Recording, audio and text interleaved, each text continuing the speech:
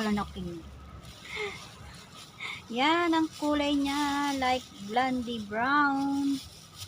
Magpapakulay ako ng buhok at kaya magtitimpla kami. Hindi na kailangan na mag-parlor kung kaya naman gawin sa bahay. Na solution. Ayan. Ihalo natin yan.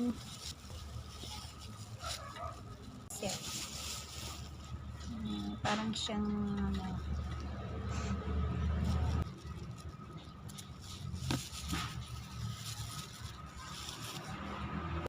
ayan, halo-halo na. Halo-halo natin siya.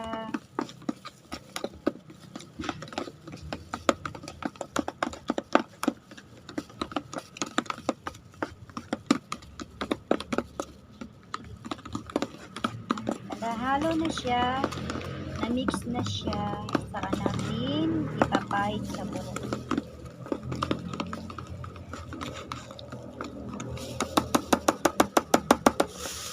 Yan guys, tapos na.